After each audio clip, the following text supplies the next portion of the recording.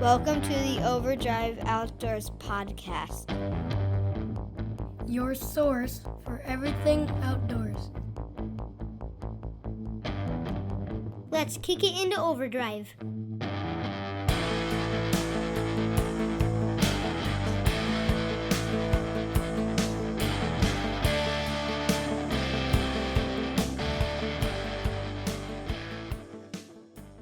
Overdrive Outdoors podcast brought to you by Predator Hunter Outdoors. Whether you are new to predator hunting or looking to upgrade your equipment, Predator Hunter Outdoors will have you hunting after the sun goes down. Carrying a full line of lights, night vision, and thermal optics, along with tripods, calls, mounting systems, and more, check them out at www.predatorhunteroutdoors.com or on Facebook at Predator Hunter Outdoors. Use promo code OVERDRIVE2021 for 20% off your order. All right, everybody, welcome back to the Overdrive Outdoors podcast. This week, we have special guest, extra special guest, Tony Boninsegna from Mountain Lodge. Which handicap you got? All of them. Tony, how are you? Not too bad. It's kind of funny. Every time we record a podcast, you can hear ice in a cup rattling around. It's Saturday and it's too hot. Picking up a little bit of a trend there when we record a podcast. There always seems to be some adult beverages involved. I think it's 87 degrees out right now. We tried to sit out on the porch. That didn't. That's not going to last very long. No, it's not. Nobody likes summer. I don't care what you people say. Go to the beach. You get drunk enough. Of course you like summer. I can sit on my back porch. The mosquitoes eat me alive. I get drunk enough. I'm happy during the heat. Sure, because I'm drunk. It's not because I like summer. It's not because I like heat. I'm fat. I'm hairy. I don't belong in this kind of heat. This is an introduction to Tony. Yeah. Seriously, if it's 85 degrees, I'm 80% potato. I can't be in that kind of heat. Last night, it got nice in the, after the sun went down. It was probably in the 60s. Oh, man, it was perfect. I mean, we had, maybe 8-9 mile an hour wind. Yeah, we had some times where it was kind of gusty, which kept the bugs down really nice for us. Mosquitoes weren't bad. It just apparently blew all the coyotes away, too. Golly. Because there was nothing. Not a thing. Tony came up yesterday. He lives about 2 hours closer than he always did. Now he's about a 3-hour drive, so he showed up, about 3:30 or so? Yeah. Yeah, I got here about 10 minutes before you did. Yeah, so about 3:30-ish. So we ended up sitting around here having some dinner, and then we headed out about, 8:45. It's been getting dark right about 10 lately. We thought we were going to squeeze the daytime set in, but with the overcast, it got dark earlier. So the old 30-30 did not get to eat yesterday, but I have hope. What kind of gun is that? It's a Mossberg, and it's a Mossberg 30-30. It's a lever action, but it's like full tactical. Thing's got pick rails all the way around. It's got an adjustable buttstock. Just pretty badass little gun, man. I mean, I picked it up for the right price, and it fits my personality. So yes, it does. I really enjoy this firearm. We were trying to get one down with it in daylight while it's still legal down here.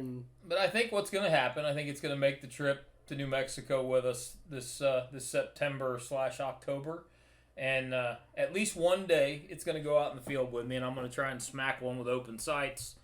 I'm going to put it on the swagger and just see if I can put a 150 grain 30-30 bullet in the side of a New Mexico coyote. I'll tell you what, 150 grain probably hit them hard with that 180 grain that I shot those two with the other day. Hit them. I shot two. Well, what night was it? Thursday night. I had mowed the lawn, came home from work, mowed the lawn. I watched that video, and it looked like those coyotes got shot with a potato gun. When it hit them, it was just this explosion and what? Yeah. I mean, it was impressive. Kevin at Tools of Trade Sales and Services, Kevin Rott, he built that 350 essentially for my boys to deer hunt with this year.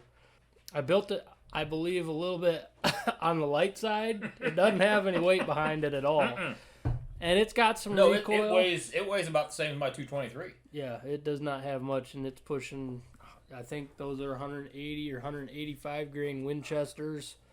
Yeah, so you're talking the difference between me shooting a 55 grain Hornady and a gun that weighs the exact same pushing 180 grain. Yeah.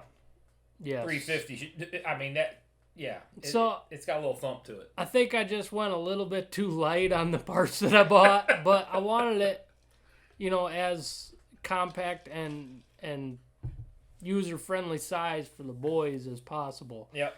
And that's what we ended up doing. And we shot it Wednesday night. I actually sighted in. I put an ATN X-Sight LTV 3-9 on it. Took it to the range Wednesday night and zeroed it. And Thursday, yeah, like I said, I came home, mowed the lawn, and I told you, I'm like, I might go do a daylight set or two tonight. Yeah, now, in the last 2 months, with only a few fields cut, I've called in 3 coyotes, and I've killed 2 of them. This prick, okay, you know what? It's like a Wednesday. I'm gonna go out and do a couple of daylight sets just for the heck of it, just on a whim. I'm gonna take this new gun out and play with it just to sit and be in nature. 2 sets. And I called in 5 coyotes. 5. I missed the 4 first one. on 1 calls in a quad in daylight. On public land. They just come on public land. They just come trotting out of the corn. Hey, what's corn dog doing at the bottom of the ocean? Calling in dorkfish out there in the middle of the coyote field. No, so I took that 350 out in the first set that I made. I didn't expect to see anything, and I was kind of, I guess, not really paying attention as well as I should, but I had a coyote come in on my left within about 4 minutes of setting up. I was playing Tony Tebby's Dispersed Pup after I'd done a couple female howls, and this coyote come trotting across this soybean field, and I took a shot at it, and I pulled that one pretty bad. But then I went around the corner, tried another setup on another hay field that was basically interior of 2 cornfields, and I did 3 howls, and my remote died for my call. So I'm sitting there dicking with these batteries, trying to get this call just to turn on so I could turn on at least pup distress. Something to follow up the house. Right. And I look up, and there's 4 of them standing right in front of me. And I think they were probably about 110, 120 yards, just standing there. And I couldn't get my remote to turn on. I didn't have any extra batteries with me. It's amazing how often those sets go the way the complete opposite of what you think they're going to go. Like, you go do a couple of daylight sets, those of us at night hunt know that the odds go down. Yeah. When the sun's up, the odds are just less. Now, granted, couple of them Kentucky killers that we know, Collins and Hartley, them guys, yeah, sure. Okay, they're going to be like, well, you can kill them in daylight. No, most of us can't. Okay? You guys go hang out with yourselves because we don't like you.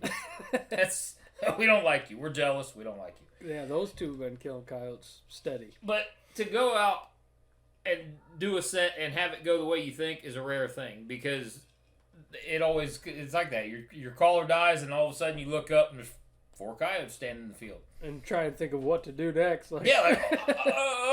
All you got is your lips at that point. So Right. that's what I did. It was lip squeak. Luckily, you're good with them. I am. We've hunted together a lot. A whole lot. So I turned on, I didn't turn on anything. I just started lip squeaking. Turn me on. I started lip squeaking, and they all 4 come out of the corn and were coming towards me, and you could see every time they would look over at the caller standing in that cut hayfield. It was funny. And when that one got a little excited because he started bouncing. Oh, yeah. I mean, he was getting pumped. And I love when I see him start doing that bounce, because that they're trying to get the rest of them to get as excited as they are when there's a group like that. And it's so rare for us in daylight to see Yeah. it. We see it all the time in thermal. Yeah. At night. At night they feel a little safer, a little less inhibited to come out in the middle of the field and be aggressive like that. But in daylight, to see one bouncing around and coming right at you, getting pumped, I mean, that'll get you shaking, man. I mean, if you haven't, I don't care how many you've killed, you see them in daylight, you get shook up. If you don't, quit coyote hunting, because you've lost the edge. So I the first one came in and stopped at like I think 75 yards and at 180 grain.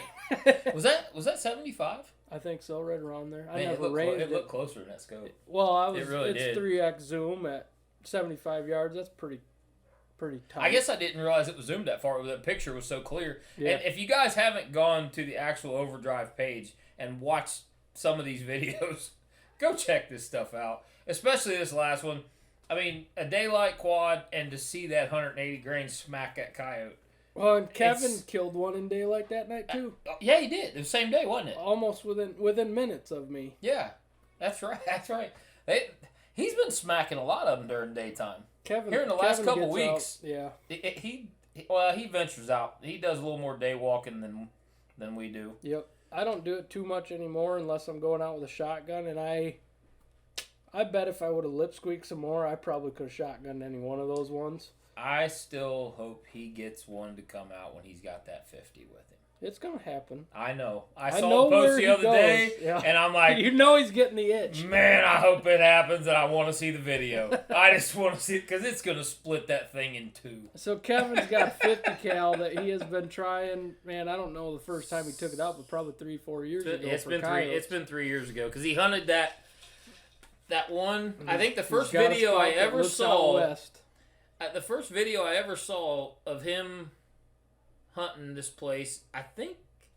Oh, that's me and Kevin. That's the first daylight kill that I ever got. That's on video. right. That's right. Yep. That's where I saw it. And I think that's where I've seen him hunt with that 50. Yes, that's the only spot he takes it because Yeah. he knows it's Okay. a safe I area. knew I was thinking of the right place. Yep, he sits on like an overlook spot that Yeah, it's a real overlooks high the whole side. bottom. Yeah, Real high side. and so he knows. Kevin's very smart with that stuff. He knows that 50 cal can go A long long ways. way. Yeah. So he makes sure that he only takes it to I think this one spot where he's shooting downhill, but he's gonna get will. gonna get I one know with he that will. eventually, and he swears up and down that coyote or a deer, if he ever were to get one with get a deer with it, is only gonna have a 50-cent piece size hole straight through it. Right. He swears it's not. Well, gonna yeah. I open. mean, it's moving so fast. Yeah. And I'm not. I mean, for as many guns as I have, I'm not a gun guy.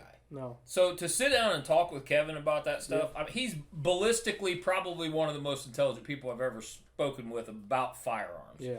He knows his stuff. Well, and if you Like have inside and out, knows, I mean, from bullets and ballistics to building guns, I don't think I've ever had a conversation with somebody that was that knowledgeable about it besides him. Right. And if you listen to last week's episode, we had Kevin, Joe, and Kyle from First to Fight Tactical Solutions, and it was an hour long of Kevin and Kyle just going back and forth about ballistics and bullets and fighting and karate and all this stuff. So it's a good episode if you need that kind of information. And no, none of you can stay in our bunker.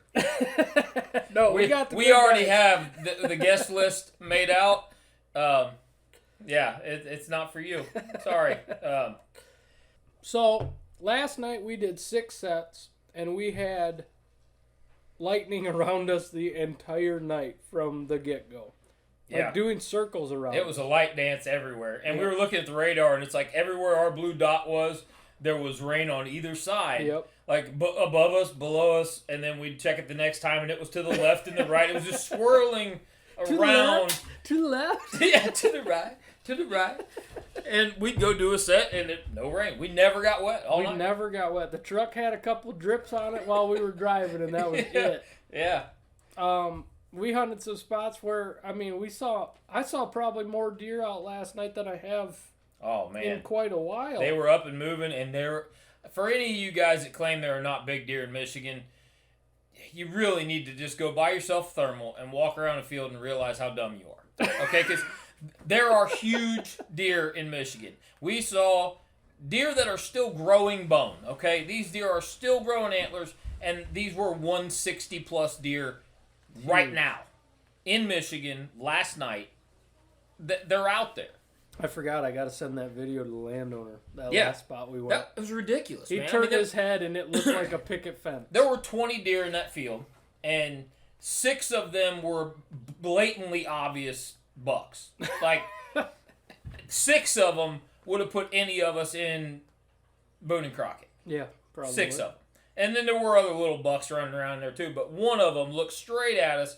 This dude's 26, 27 inches inside to inside, and he turns his head. It's like Josh said, he looked like a picket fence. There was just points everywhere. Yeah. Like, I mean, we could have used him as a hot dog skewer and grilled 2 packs on this dude's head.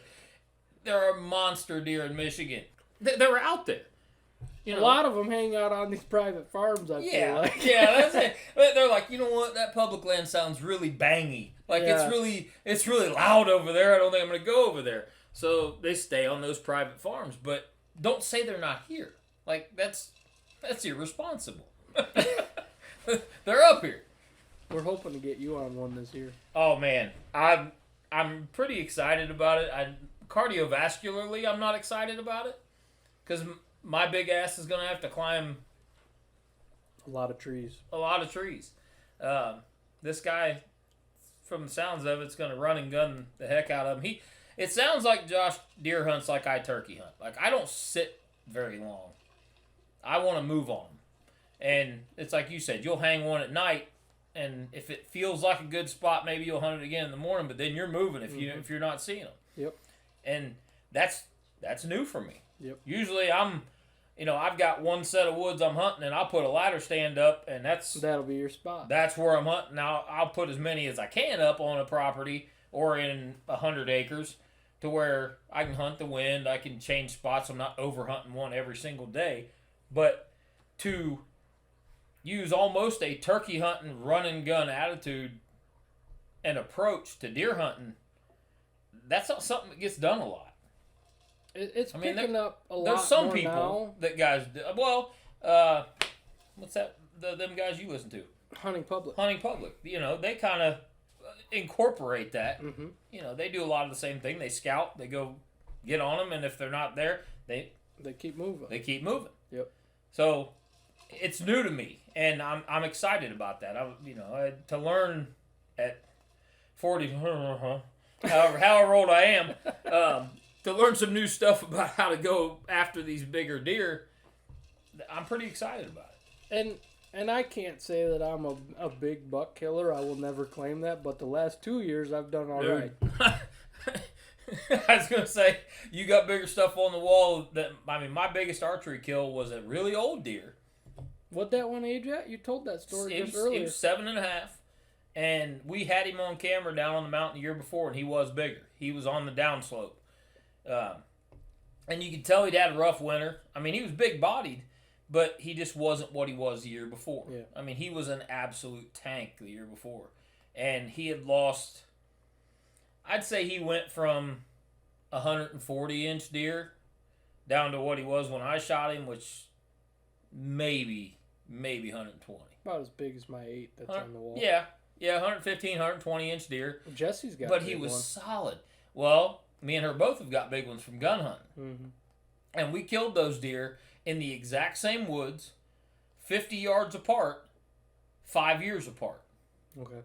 It was the woods that her family had owned for a long time. And me and her and both my boys, when they were little, my twins, hunted that woods.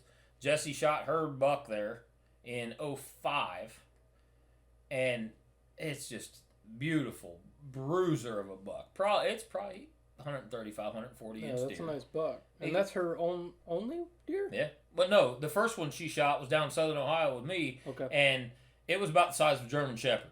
Like it was her good first, eaters. it was her first deer, and it walked in off to our left. We're sitting on a log together, and she looks over, and I can see her staring. And I didn't want to turn because I saw how she was looking. I said, "You see something?" She goes, "It's right there." And I just kind of leaned forward, and I said, "Just lay the gun on my back and shoot it." She shot it. I was deaf for about 23 minutes. And then Big Doe come in right after that, and I shot that one. We filled the freezer for the year. Yep. And then the next year, I think we didn't see anything. And then the year after that, she was sitting in that stand, and a doe walked in, and she drew down on it. And before she pulled the trigger, that buck come in right behind it. And she shot that buck, and it didn't go 20, 30 yards. It didn't go 20. And then 4 years later, 2009,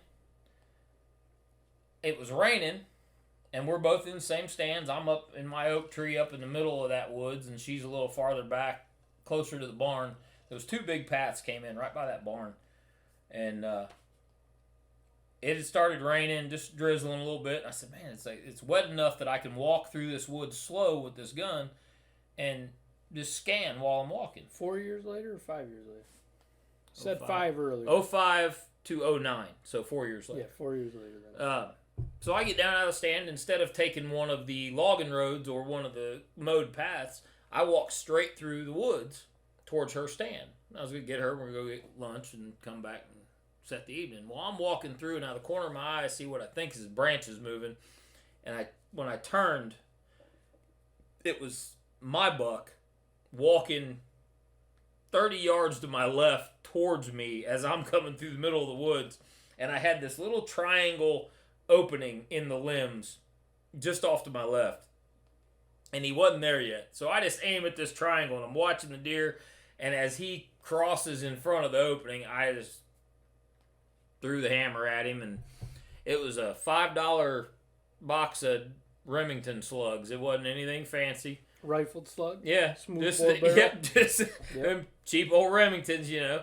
And he Back went when you could get them for $5. right, right.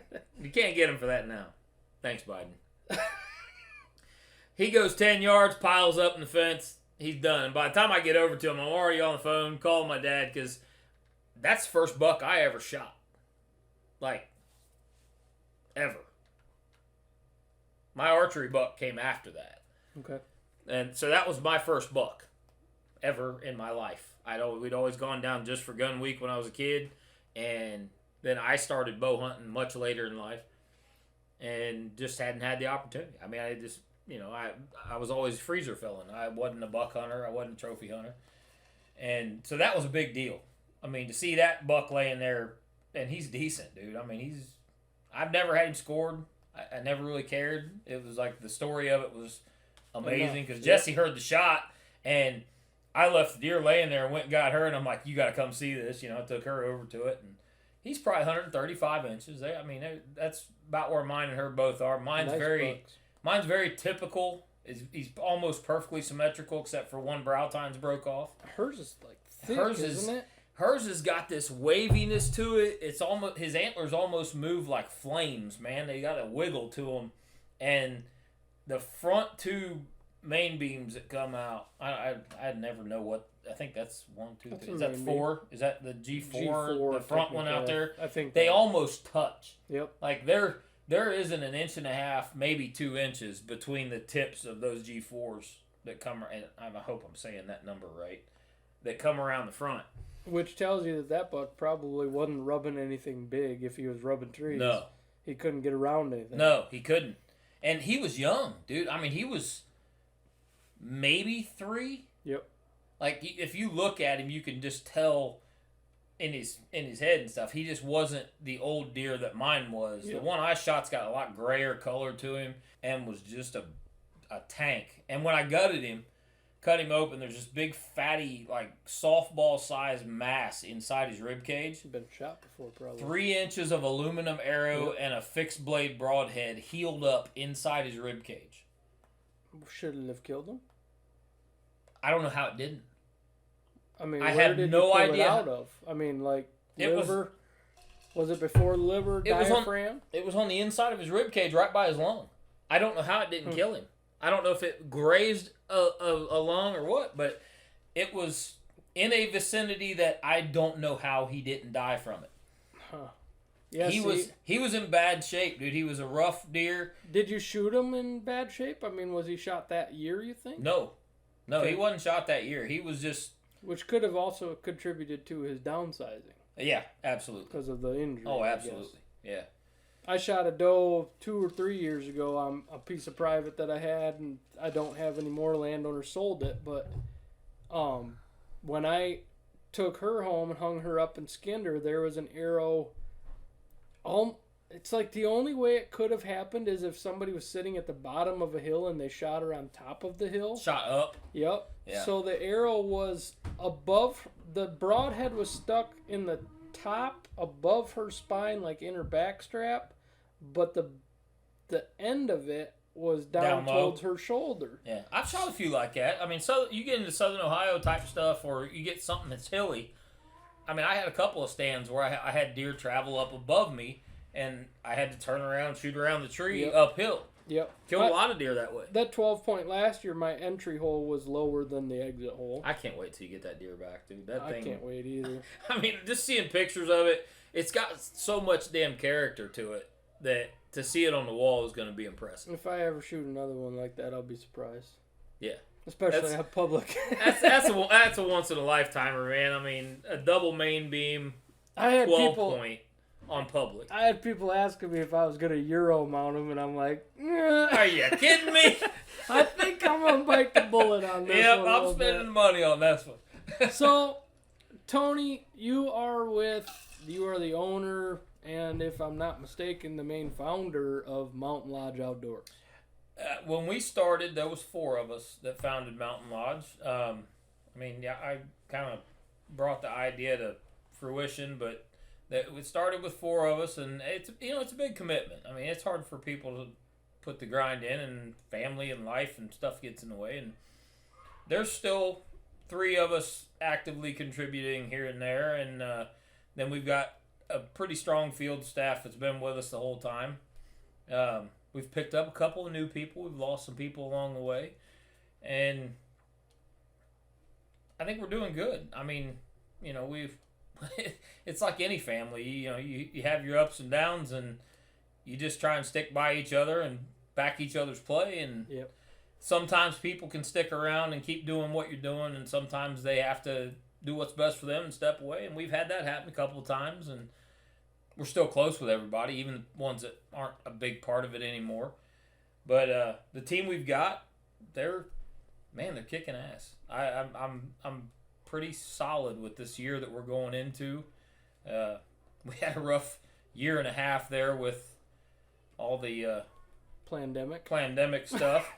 The election infection, and we got through it. Financially, it was a little rough, so we did step away from Pursuit Channel for a year. But we will be back April of 2022. I have to double check my phone, but I believe it's Saturday mornings at 8 o'clock. We will be on Pursuit.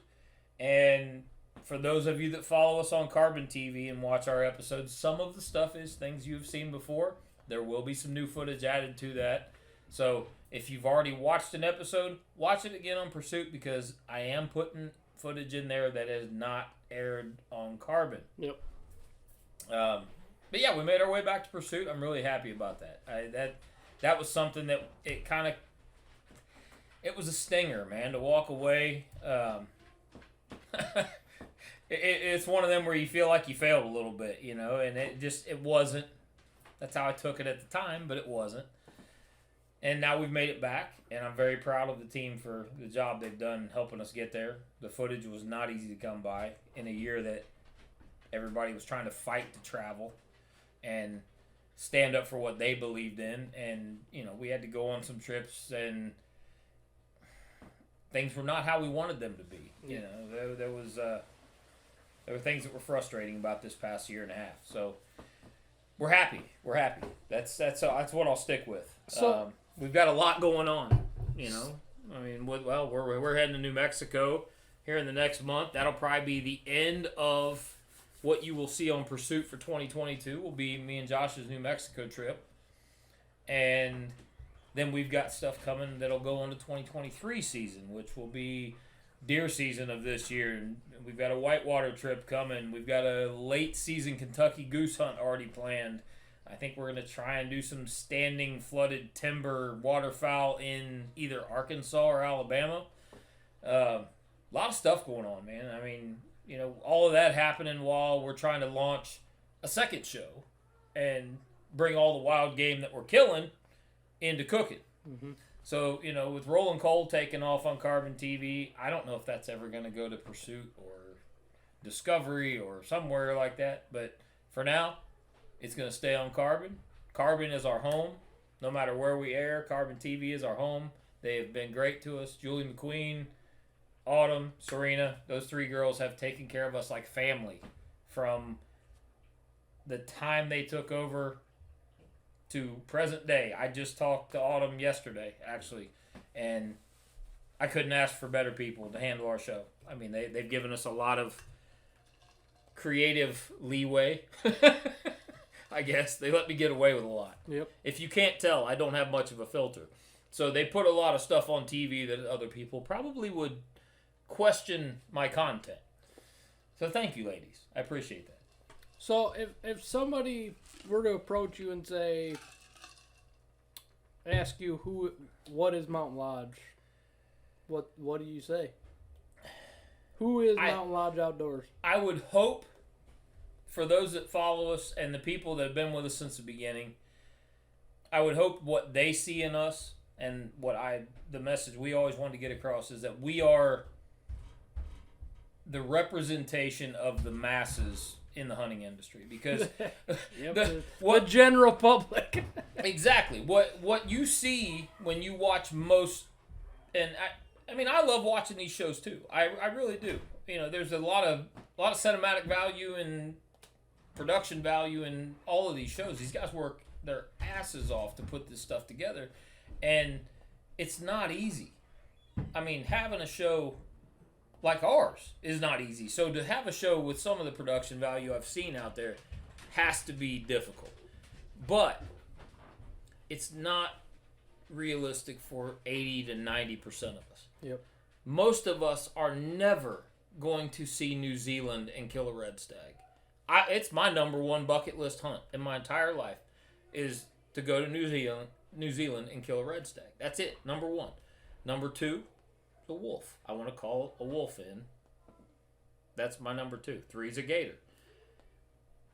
Maybe in my lifetime it'll happen. But for 80 to 90% of us, it's the shows that are on are not a realistic representation of what these people can do in their life in the time that they have when they're working 40, 50, 60, 70 hours a week and trying to spend time with family, trying to be good parents, trying to just hold life together. I mean, it's not easy, especially right now. We're all dealing with more stress in our daily existence than we ever have in any other time in history.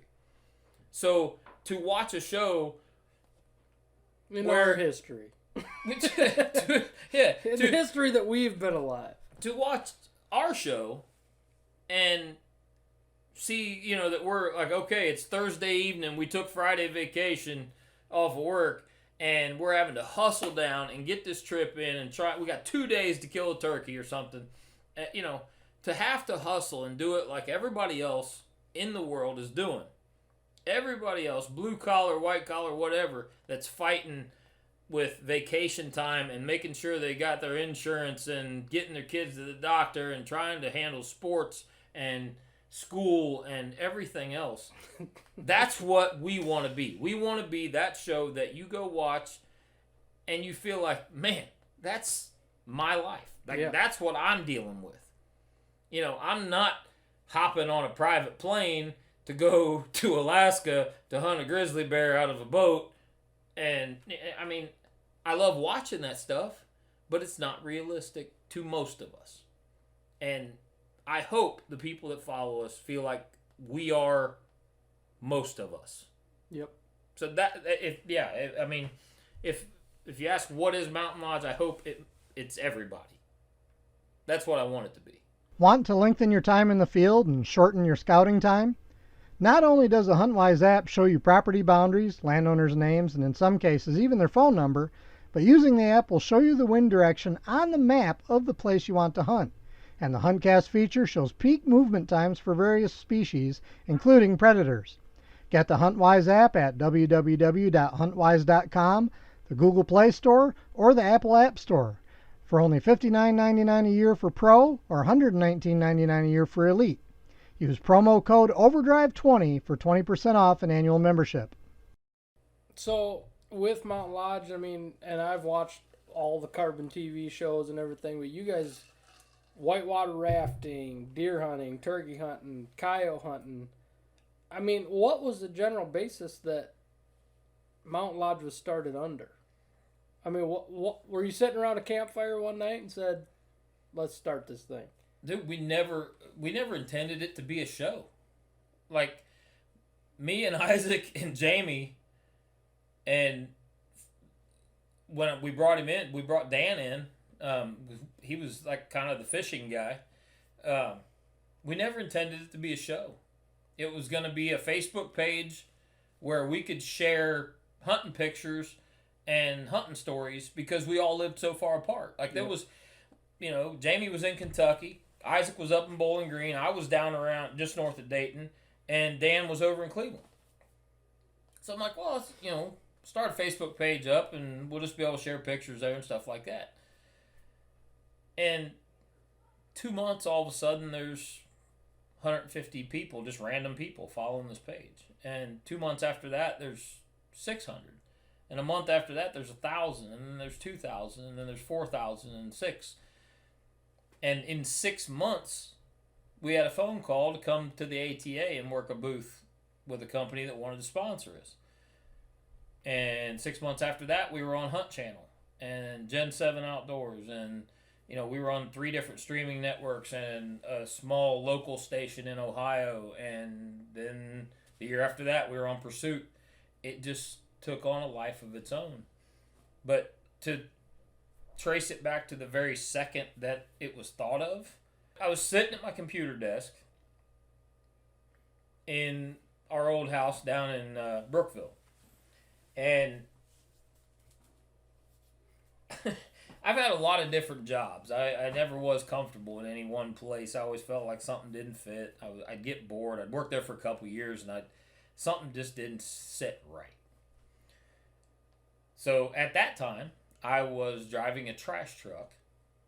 I had my CDL. I've always had my CDL since I was 22. So I was driving a trash truck. I'm sitting there in my skibbies with a bourbon, and I'm staring at the screen, and I was actually an admin on a coyote page with Joe Jordan, and it was Dog Down, and he's actually over in the UK. And the more I looked at these pages and all these people that are promoting, they're just normal people. And I decided, well, man, if they can do this stuff, like, we can start a page. And we can share pictures and share stories and promote what we're doing. So I get on there and I look into it and I see what it takes to start a Facebook page and start typing in, thinking of a name. And at the time, we had this little cabin that we had put together down on the mountain. It was kind of a lodge. So Mountain Lodge Outdoors just kind of made sense. And from that day on, it just took on its own life, man. I mean, it really did snowball and become its own thing, and we've just been trying to keep up ever since. Well, and you and I think you had only been doing it for not very long before we got connected through Paul. I was going to say, how did that... I don't even remember how that came about, that we started going back and forth about coyote hunting. You had messaged, I think you were talking to Paul Cienciolo about like video stuff, and he told me to message you if I had any input on like editing software and stuff like that. And that's pretty much where this relationship started. Wow. Because I forgot where it kind of came from. Like, I mean, I knew it was You're just more early important on. to me than I am to you. That's all right. Maybe so. Maybe so.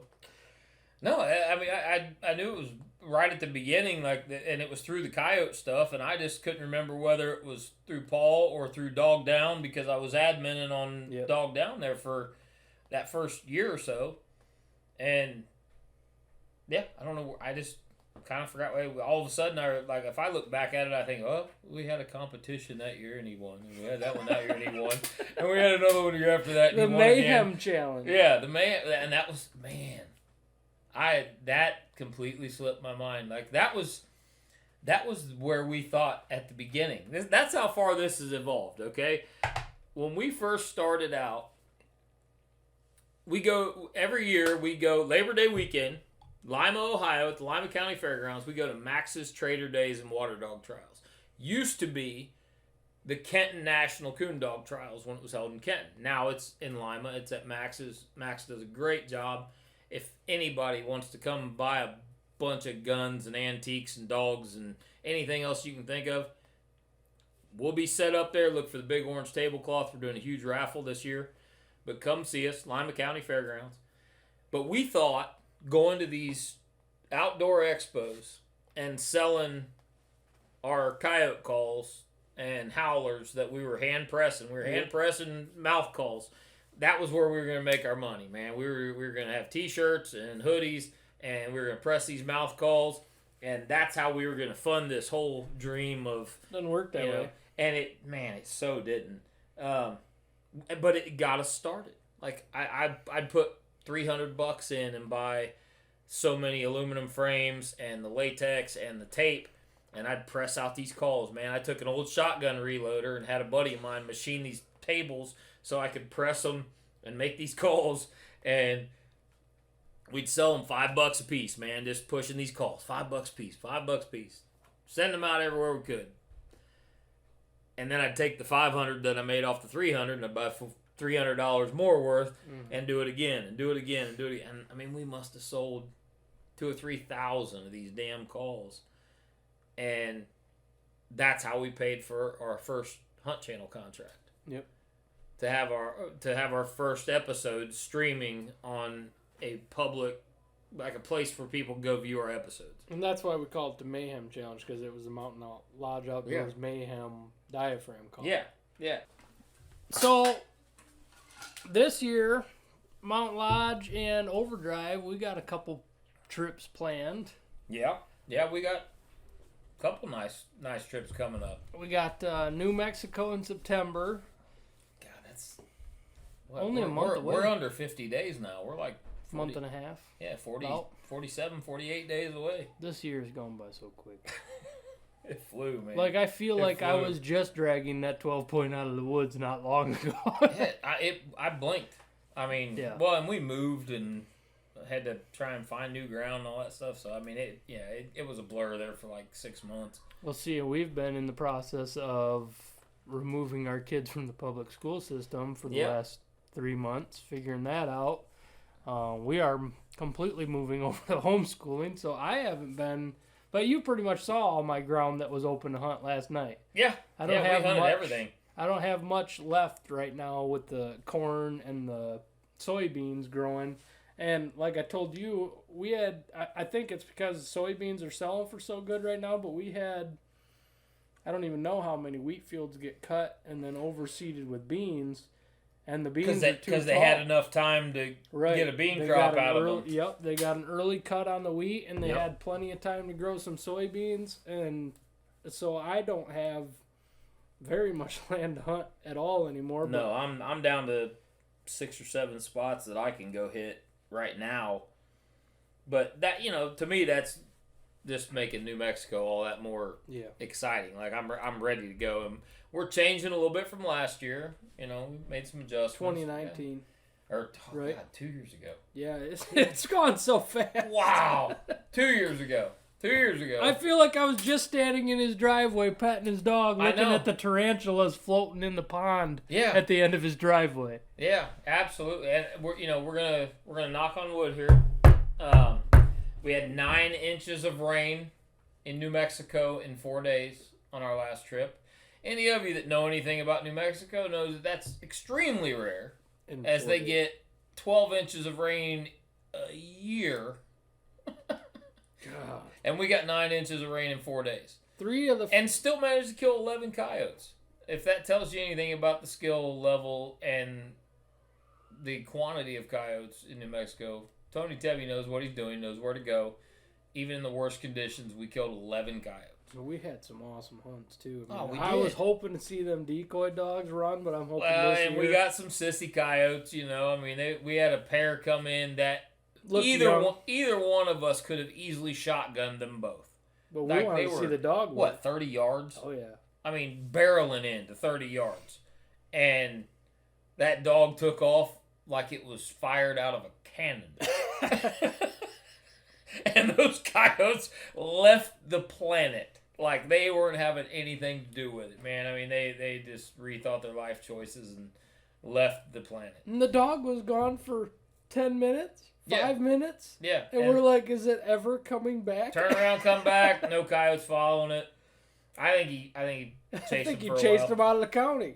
Yeah, and Tony said that's the catch-22 to decoying is sometimes you get the ones with personalities that will decoy and they're aggressive and they'll come back, and then sometimes you get the ones that just run away. Yeah, and that's what we got on the day we tried to decoy. Was a couple that just were not coming back. Yeah, because we just wanted to go calling with Tony a lot. We didn't really even bother him to bring a dog out most of the time, So no, we were fine, I mean, and we were still calling in coyotes without the dog, but it would have been awesome to see. And we should have had a couple more. I had a little bit of a malfunction.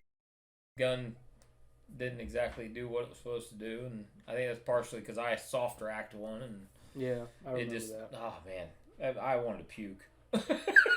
I just wanted to puke because I spotted it as like the wind died down just long enough for the sound to get out, and that over coyote, the hills instantly that coyote popped up over that sand hill, and nobody else saw him. Like, I saw him, and I'm like, Tony's looking the other way, scanning, and Josh is looking the other way, scanning, and this coyote's off to the left, and I'm sitting at the far left, and I see it, and I'm like, that was like noon. Oh, yeah, I'm like, nobody else sees him.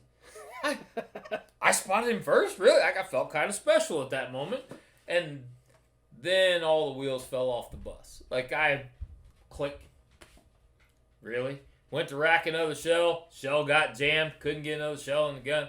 It was over at that point. Coyote ran off. But this year, 4 days, we're going to kill some coyotes. And it's all going to be on video.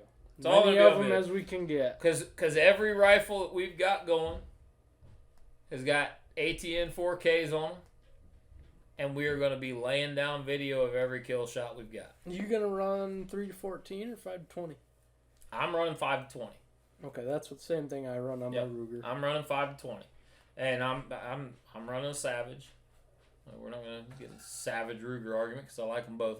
I've got a couple of Rugers at the I don't house. care either way. If it goes boom and it's accurate, it's good with me. We're gonna be knocking the centers out of them. I've seen you shoot coyotes with that Savage. That's what you used to have your red light on. Yep, but it was 223. Yeah. Yeah. This is my 243 Savage. Yeah. And I actually like it better. I mean, it's just, I love that round. I've been trying to talk him into a 243 for a little while. I've had the bolt gun. I just can't spend the money on the AR yet. No, the AR-10s, they're a little pricier, especially Probably. A little bit. But it's going to happen. It'll happen someday. So, yeah, everything's going to be, every kill shot's going to be on video. And we're going to have some second angle stuff running.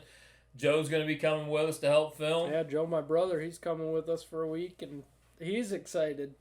And I think he's probably falsely excited because he doesn't know what he's getting into. No, I don't think he has any idea what is in store in a 2,200-mile round trip with us. A lot of tired talk. Oh, man. Blasting AC/DC. There's 8 levels of delirious that 7 of them don't belong on film. I mean, we don't need to have GoPros running in the truck, but we're gonna. So keep that in mind. That New Mexico trip will be the final episode for the 2022 Pursuit Channel season of Mountain Lodge Outdoors. That will be it. So keep that in mind.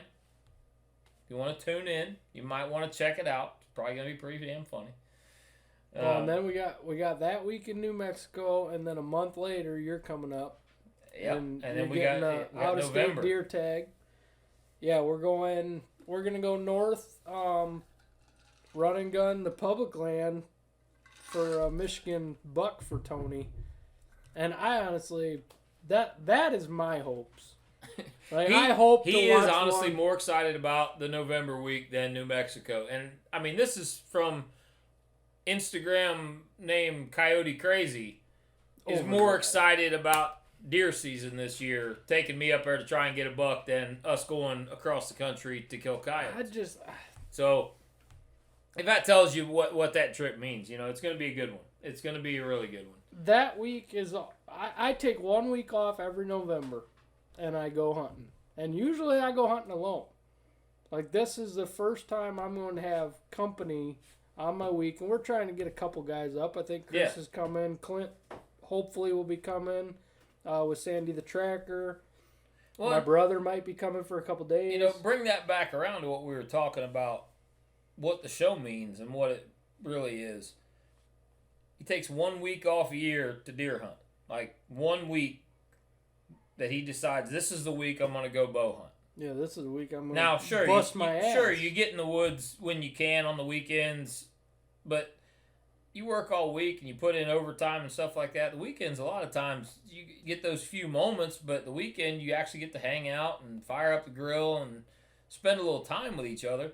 So when you take that week off and you commit to, I'm going to the woods. And I'm going to bring Mama home some deer, otherwise she's going to be mad. That's it, dude. That's what all these other guys that are watching these hunting shows, they're going, man, it must be nice to go to Illinois, Indiana, Wisconsin, Ohio, all the states that these hunting shows go to. And I'm not hating. I mean, they do some work. I'm jealous. I know that. Yeah, I'm jealous. And so is 90% of America. 90% of the hunting people are watching these shows going, man, I got 1 week. I got 1 week, and I got to bust my ass, and I'm going to kill a deer. Yeah. In my home state, because I can't afford to buy out-of-state tags. Yep. I can't afford to buy an out-of-state license or take 3 extra days off or the gas money. To take that 1 week means a lot, man. I mean, that's it. Like, you invest not only time and effort, but emotion. Like, you're emotionally invested in that 1 week of your life to, this is when I'm filling the freezer, and this is when I'm going to put that buck on the ground that it's going to be my bragging rights for the year. I mean, that sounds kind of petty, but it's part of what we all do it for. Well, a little bit. That's my week to decompress. Well, decompress, but also, I put 1 doe in the freezer last year before that. Carter, my son, he will be 11 in November this year. He put a doe down early season.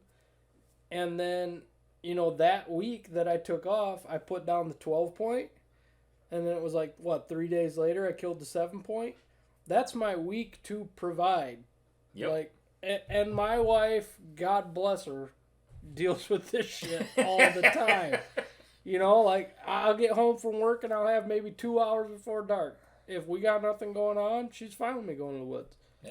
But she knows, we've gone through 5 deer already this year. 5. Between 5 people. That's a deer a person in 10 months. We went through one because I had a little property falling out a few years back, and it kind of just soured me on bow hunting for a while. I really just got this negative mindset about the whole thing, and I'd go out here and there, and I'm glad I started going down to Kentucky and hunting with my buddy Kevin. I'll hunt down there and I get into big woods and I remember again what I loved about it. And I killed 1 deer last year in Kentucky, tagged out down there, and that was the end of that. And I brought the meat home, and that was what we ate for the rest of the year.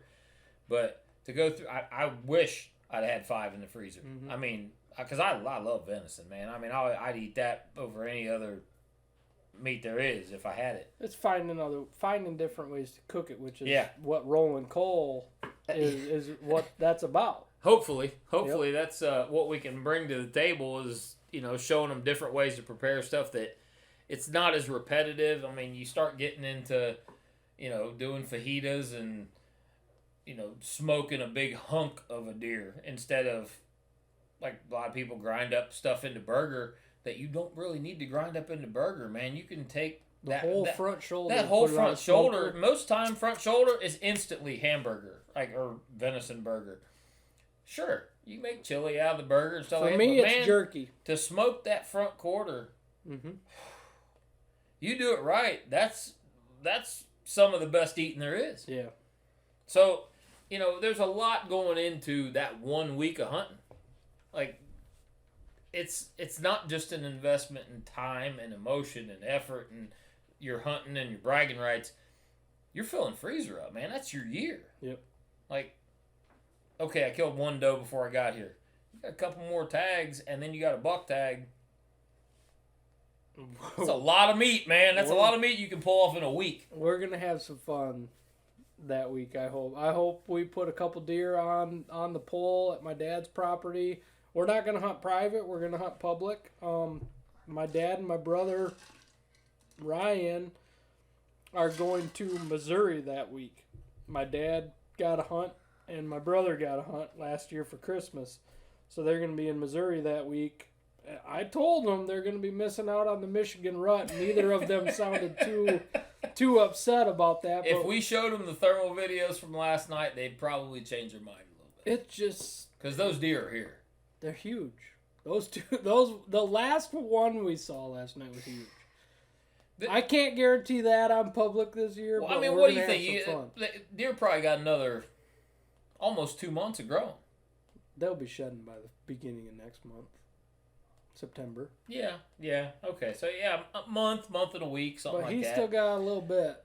That deer's 165 inches we saw last night, right now. Yeah, and they can grow an inch a day. Yeah.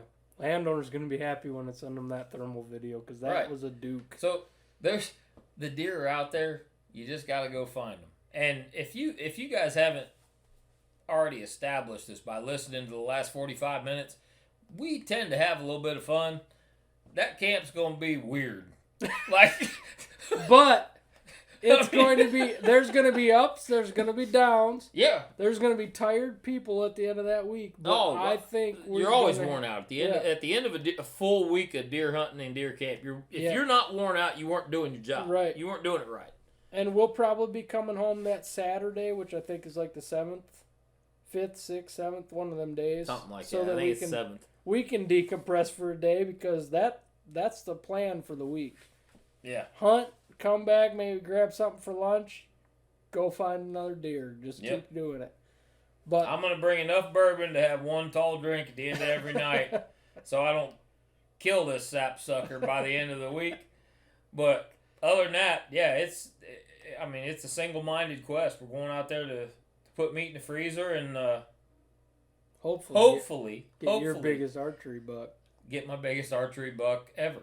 Because, and that, I'm not saying that's setting the bar real high, but the one that I did kill, I'm extremely proud of because of the way that hunt went, and that it was a really old deer that had been bigger the year before. He was on the downslope, and it was a perfect deer to take off of that property, and it was fun. I mean, it was a long track.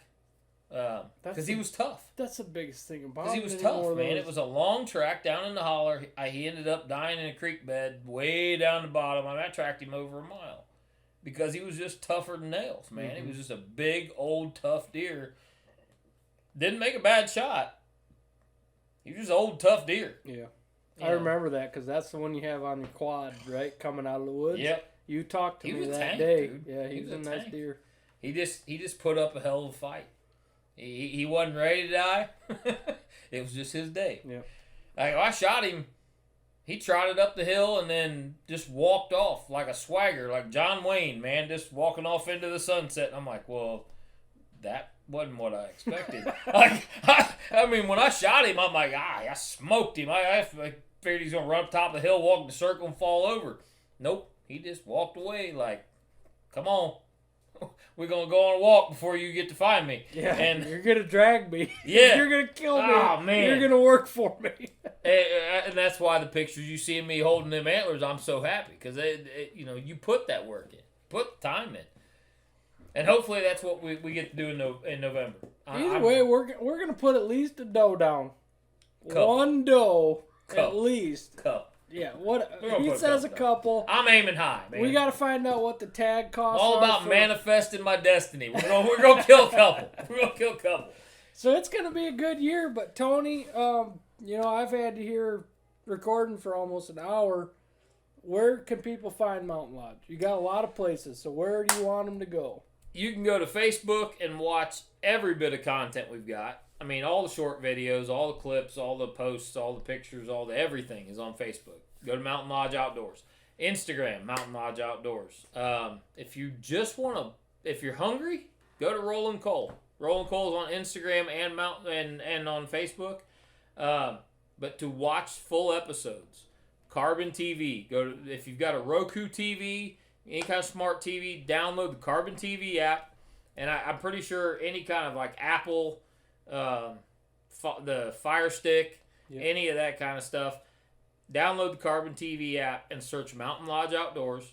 Subscribe to the page. That way you'll get notifications when we upload new material. And you can watch anything from Season 1 to the first 2 episodes of Season 5, which are up there right now. They're ready to go. Is this Season 1 that got some overdrive with Mountain Lodge coyote hunt? Season 1, Season 2, Season 3. We got the Yoop. We got the Yoop. We've got New Mexico. We've got when you guys came down to Bowling Green to hunt with me and Isaac. Yep. So, the first 3 seasons, I think, all have overdrive stuff in them. We've got coyote killing almost every season. It's been a hell of a run, man. I mean, if it ended tomorrow, I couldn't have anything bad to say about it. There wouldn't be a complaint in my mind. So when you started it, do you think right now it's what you expected when you started it? Not at all. That's where not even close. Me and Kevin are the same way with overdrive. Not even close. I never in my wildest when we first started, we're like, maybe in 5 years we'll be on TV, and it was 6 months. Mm-hmm. And now here we are 5 years later, almost 6 years later, and we've got 5 seasons on Carbon TV. So no, I mean it's absolutely more than I ever could have imagined, and the people I've met, the adventures that have gone behind it. I mean, never know what you're gonna get. It's unreal. It's unreal, man. It really is. There's no way I can't even begin to describe it. People look at some of the stuff I post and they're like, "What? How is this dude a minister?" Yeah. Yes. In case any of you need to get married, I'm an ordained minister now. Yeah. That kills me. Most people that know me don't understand how that's possible. No, there's no questionnaire. They don't do a background check or anything. Like, they don't even ask you stuff about your personality, obviously. Because now I can marry people. So, yeah. Godspeed. And check out Carbon TV and search Mountain Lodge Outdoors and watch some cool stuff. Go out and plan your own damn adventure, man. I mean, there's too much life to be living. Get out and do it. Because they're trying to take it away from us. They really are. Don't let them. Get out and have fun. While you can. I agree. With that, I appreciate y'all listening. Everybody take care. Stay safe. Shoot straight. Oh, now you're just stealing my damn lines. Well, what a prick. I don't know who the first person I heard say that was. Everybody take care. We appreciate you listening. We'll talk to you all next week. Absolutely.